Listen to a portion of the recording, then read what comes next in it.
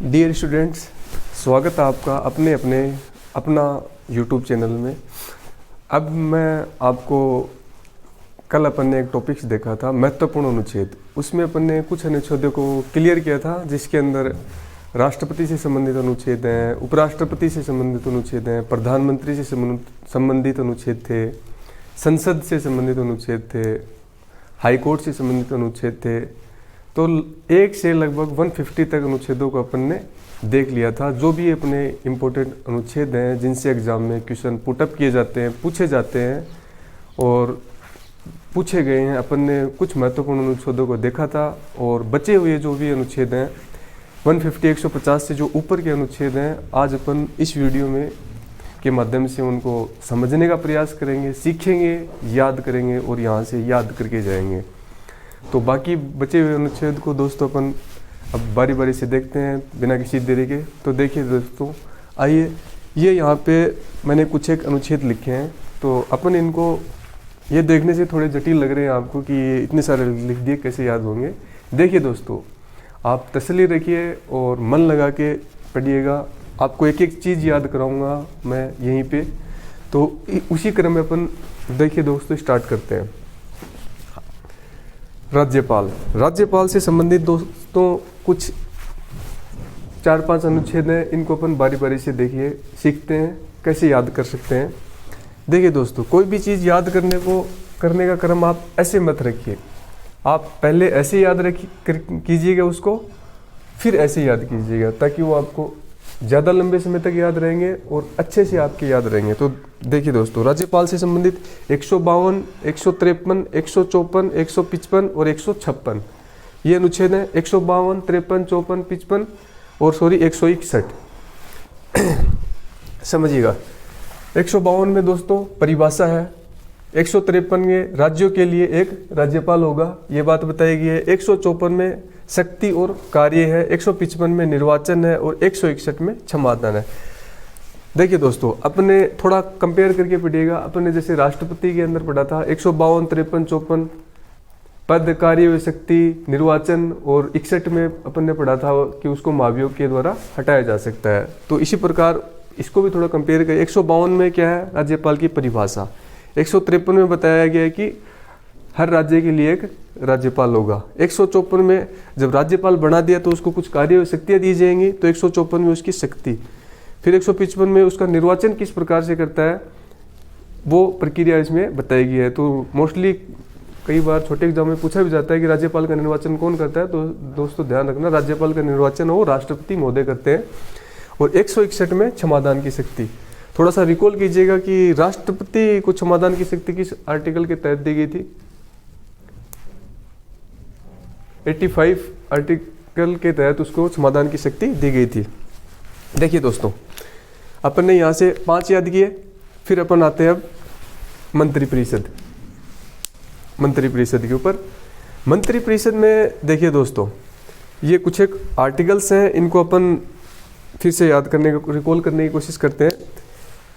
जिस प्रकार से अपन ने पीछे वाले वीडियो में देखा था कि संसद के 3 थे, 79, 80, 81। 79 में संसद है, 80 में राज्यसभा और 81 में लोकसभा। उसी प्रकार यहाँ पे मंत्रिपरिषद होती है। मंत्रिपरिषद के यहाँ पे मोस्टली 3 अनुच्छेद है, 163, 164, 165। 163 के अंदर बताया गया है कि सभी राज्यों के अंदर एक मंत्रिपरिषद होगी, और 164 में बताया गया कि उस मंत्रिपरिषद का वो हेड है वो मुख्यमंत्री होगा। 165 के अंदर बताया गया दोस्तों कि भारत का हर राज्य के अंदर एक महाधिवक्ता होगा। जैसे भारत के अंदर महान्यायवादी होता है, अटॉर्नी जनरल, उसी प्रकार राज्यों के अंदर महाधिवक्ता की पोस्ट क्रिएट की गई। जो काम सेंट्रल लेवल पे एक महान्यायवादी करता है, वही काम राज्य लेवल पे महाधिवक्ता करता है। यह भी एक विधिक अधिकारी की श्रेणी में आता है।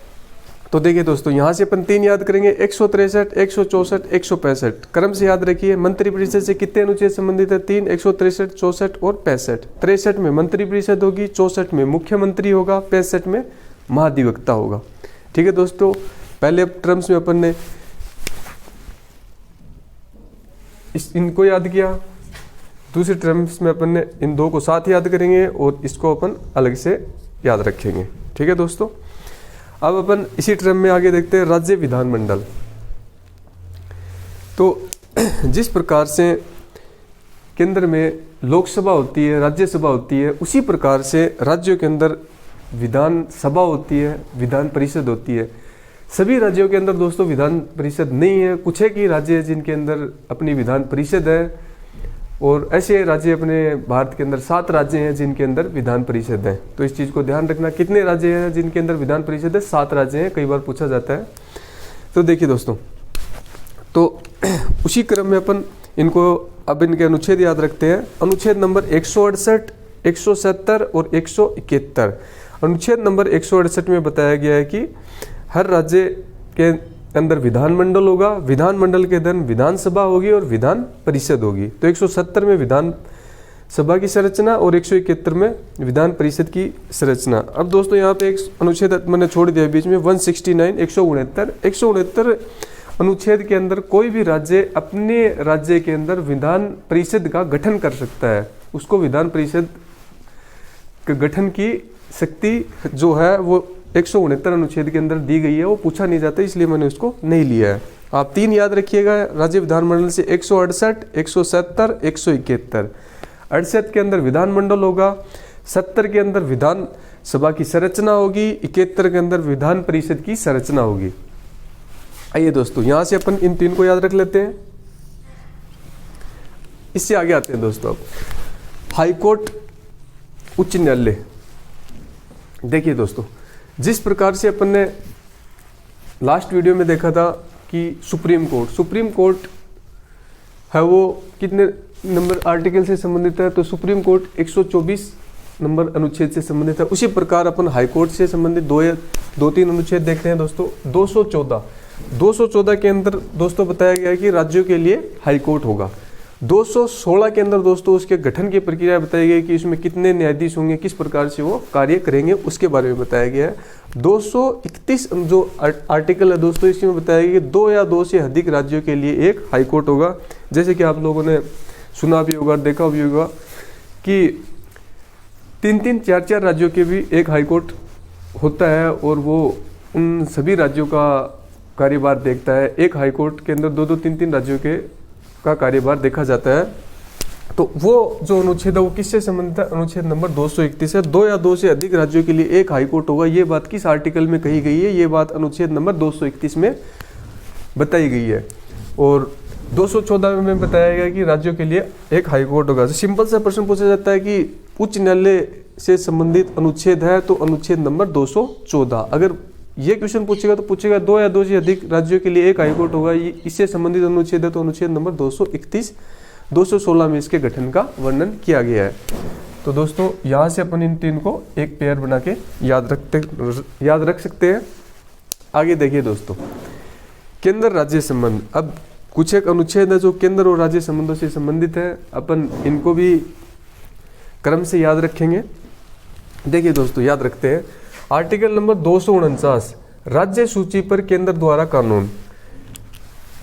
अनुच्छेद नंबर 249 पूछा जाता है दोस्तों, याद रखना कि ये एक अपवाद स्वरूप अनुच्छेद है कि इसमें कई बार क्या होता है दोस्तों कि कोई राज्य सरकार के कई ऐसे विषय या मुद्दे होते हैं, उन पे राज्य सरकार वो निर्णय लेने में असमर्थ होती है। तो उस परिस्थिति में केंद्र सरकार उन विषयों पर कानून बनाने का अधिकार रखती है, और वो अधिकार उनको किस अनुच्छेद के तहत दिया गया है? वो अधिकार उनको 249 अनुच्छेद के तहत दिया गया है।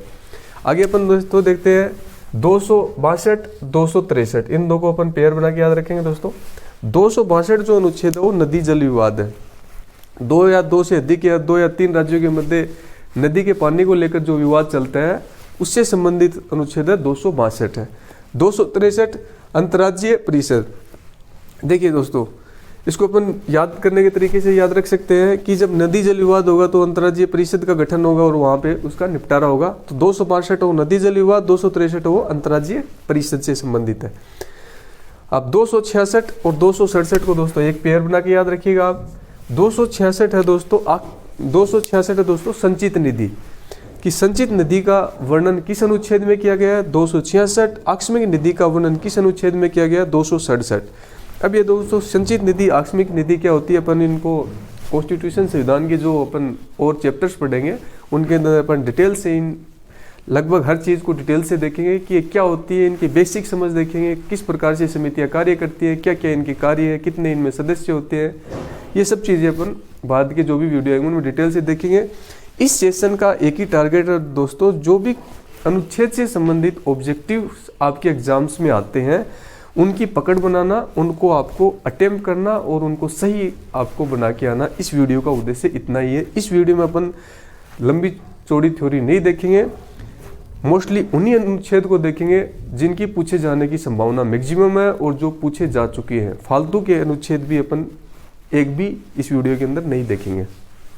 देखिए दोस्तों, 266 संचित नीति, 267 है वो आकस्मिक नीति। अब आगे देखिएगा दोस्तों, अनुच्छेद नंबर 280, इसको आप अकेले ही याद रखिएगा। वित्त आयोग से संबंधित अनुच्छेद कौन सा है? अनुच्छेद नंबर 280 वो वित्त आयोग से संबंधित है। अब आता है 312, 315। 312 जो अनुच्छेद है दोस्तों वो अखिल भारतीय सेवाओं से संबंधित है और अखिल भारतीय सेवाएं सिविल सर्विसेज।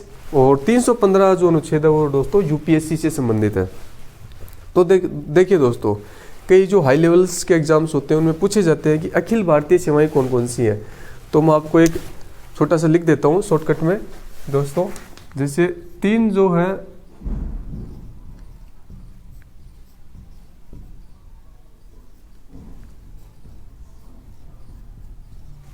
देखिए दोस्तों, 3 सेवाएं हैं वो अखिल भारतीय सेवाओं की श्रेणी में आती हैं। तो आईएएस, आईपीएस, आईएफएस, ये सिविल सर्विसेज, ये पुलिस सर्विसेज और ये one services, Indian forest services, Indian police services और ये एसोसिएशन सर्विसेज, सिविल सर्विसेज की श्रेणी में आती हैं दोस्तों। अब आपको कंफ्यूज करने के लिए दोस्तों ये आईएफएस 2 होती हैं दोस्तों, ये इंडियन फॉरेस्ट सर्विसेज भी होती है। तो वहाँ पे ऑप्शन में इंडियन फॉरेस्ट सर्विस भी डालेगा, इंडियन फॉरेन सर्विस भी डालेगा। तो जो इंडियन फॉरेन जो सर्विस है दोस्तों आईएफएस, इंडियन फॉरेन सर्विस, ये है जो अपनी है, ये अखिल भारतीय सेवाओं के अंदर शामिल नहीं है। वन सेवा, पुलिस सेवा और सिविल सेवा, जिसको आप कलेक्टर, एसपी और वन सेवा के अंदर शामिल करते हैं, ये तीनों ही अपनी अखिल भारतीय सेवाएं के अंदर इनको अपन शामिल करते हैं। इंडियन फॉरेन सर्विस विदेश सेवा है, ये इसको अपन शामिल नहीं करते हैं। तो इसको दोस्तों थोड़ा याद रखिएगा। अब देखिए दोस्तों, अपन इन दोनों को एक पेयर बना के याद रखते हैं। अनुच्छेद नंबर 312 और 315। 312 है वो अखिल भारतीय सेवाएं हैं, 315 है वो यूपीएससी से संबंधित है। अब दोस्तों एक और अनुच्छेद है अपने, अनुच्छेद नंबर 324 जो निर्वाचन आयोग से संबंधित है। देखिए दोस्तों, ये अनुच्छेद मोस्ट इंपॉर्टेंट अनुच्छेद है दोस्तों, इसको पूछा जाता है, याद रखिएगा कि निर्वाचन आयोग या आयोग से संबंधित अनुच्छेद कौन सा है? 324 अनुच्छेद है।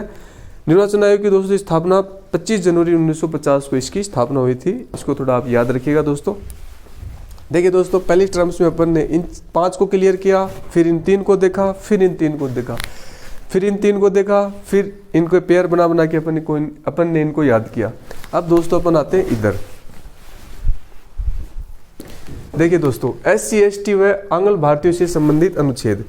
तो कुछ एक अनुच्छेद ऐसे हैं जो SC ST और जो एंग्लो इंडियन है उनसे संबंधित है। अपन उनको भी याद करने का प्रयास करते हैं और उनको भी सीखते हैं किस प्रकार से अपन उनसे क्वेश्चन बना सकते हैं दोस्तों। देखिए दोस्तों, अनुच्छेद नंबर 330, लोकसभा में SC ST के लिए आरक्षण। मतलब लोकसभा अपनी जो होती है उसमें SC ST के कितने कैंडिडेट चुनकर जाएंगे, इसका प्रावधान है वो अनुच्छेद नंबर 330 में बताया गया है। अनुच्छेद नंबर 332, विधानसभा में, राज्य की जो विधानसभा है उसमें SC ST के लिए आरक्षण दिया गया है, वो 332 में। देखिए दोस्तों, अपन इन दोनों को साथ में याद रखते हैं। 330, 332। 330 में लोकसभा में SC ST के लिए आरक्षण, 332 में विधानसभा में SC ST के लिए आरक्षण। ठीक है दोस्तों। अब आता है 335। 335 में सेवाएं, पद और विशेष आरक्षण। ये SC ST कितने उसमें SC ST को कितने पद दिए जाएंगे, कितना प्रतिशत उसको आरक्षण मिलेगा, कितने पद दिए जाएंगे, कितने % उसको आरक्षण दिया जाएगा, इसका जो वर्णन है वो अनुच्छेद नंबर 335 में किया गया है। ये SC/ST से संबंधित है दोस्तों। SC/ST को की सेवाओं के बारे में, पद के बारे में और उनको कितने % आरक्षण मिलेगा, इस चीज़ का वर्णन 335 अनुच्छेद में किया गया है। अब देखिए दोस्तों, अनुच्छेद नंबर 338 और 338 है। 338 में कहा गया है कि SC आयोग होगा और 338A अनुच्छेद में बताया गया है कि एक ST आयोग होगा। तो यहाँ से अपन इनको याद रखते हैं। 330, 332 लोकसभा में SC/ST आयोग के लिए आरक्षण, विधानसभा में SC/ST आयोग के लिए आरक्षण।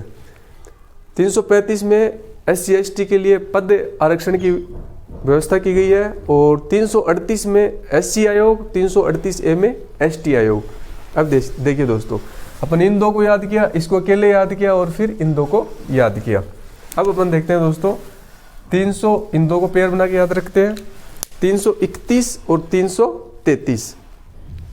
331 में क्या है दोस्तों, एंग्लो इंडियन का लोकसभा में आरक्षण और 333 में एंग्लो इंडियन का विधानसभा में आरक्षण।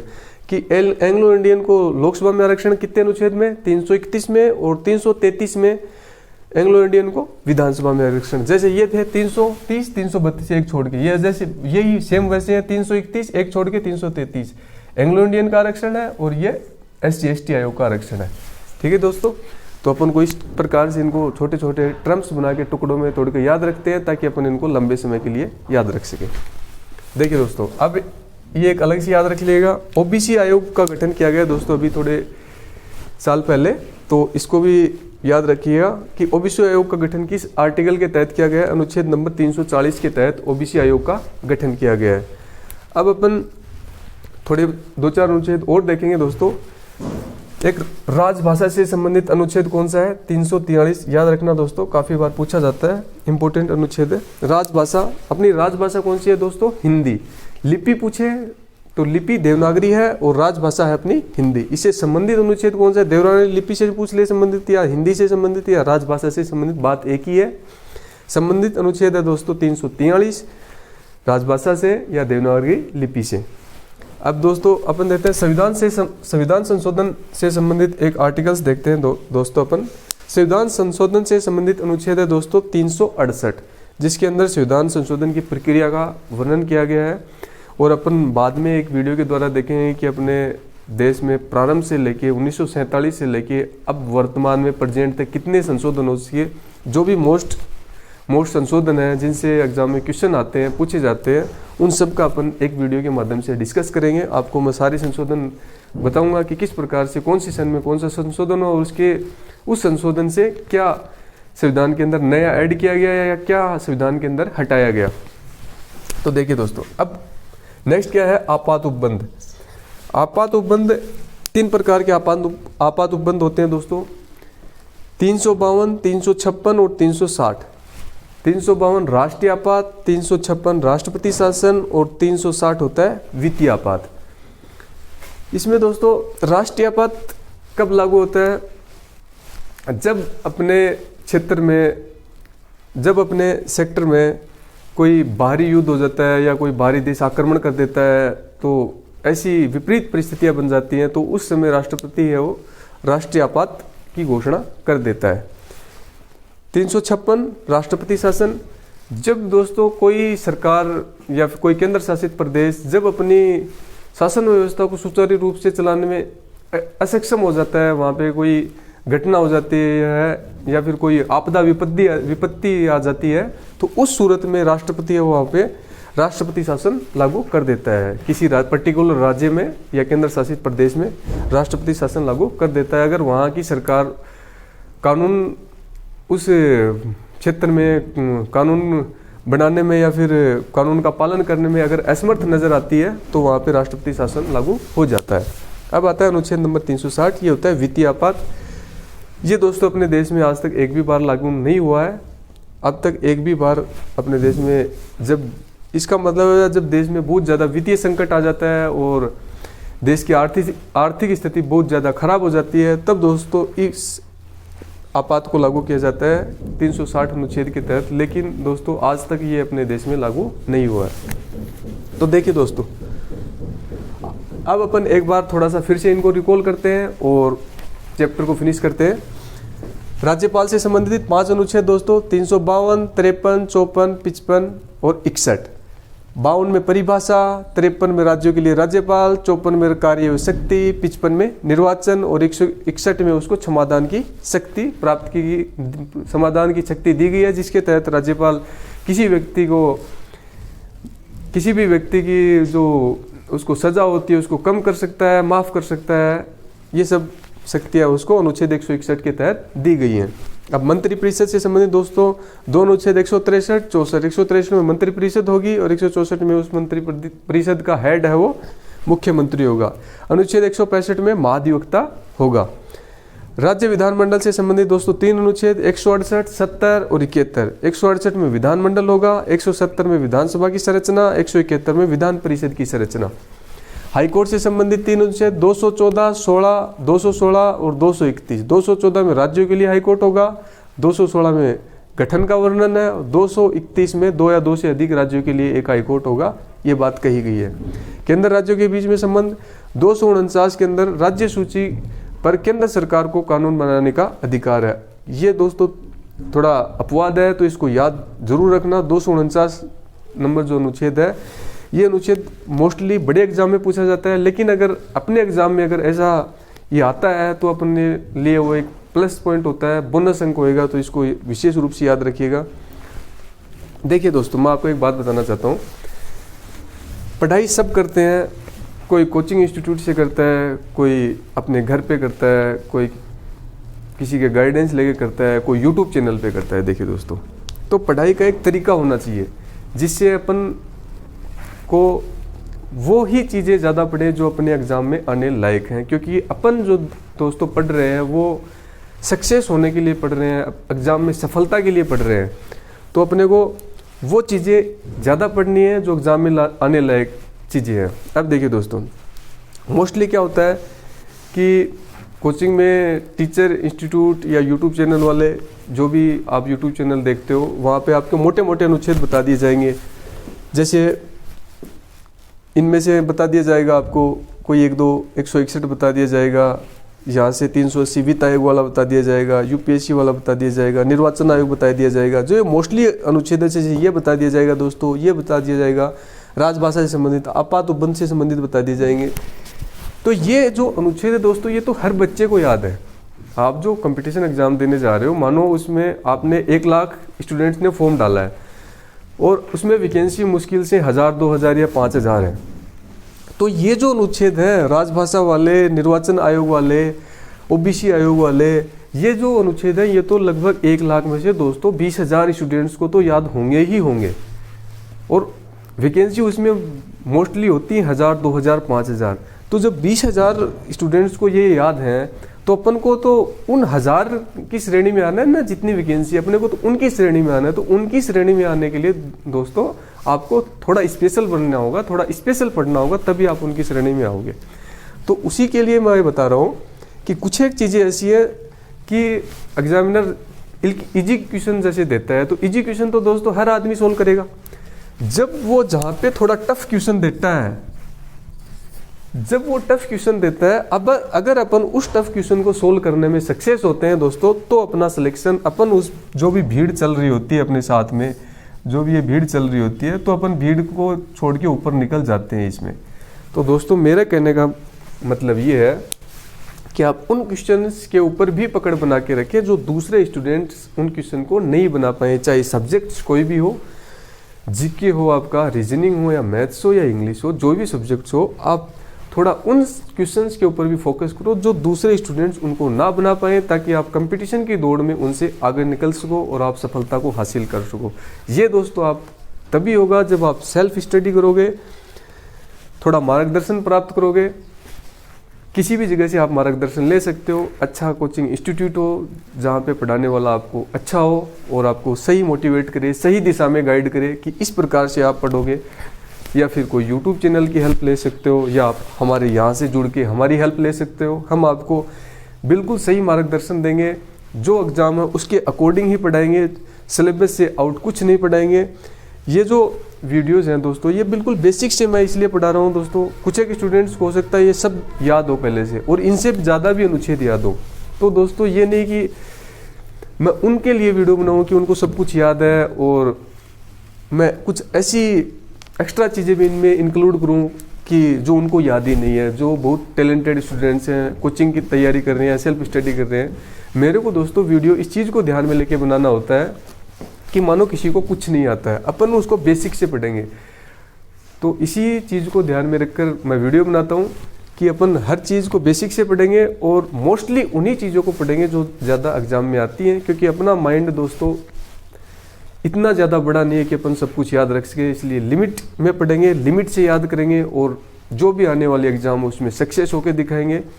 अब अपने बारी बारी से वीडियो आते रहेंगे, डेली वीडियो आते रहेंगे, मैथ्स के भी आएंगे और जी के भी आएंगे।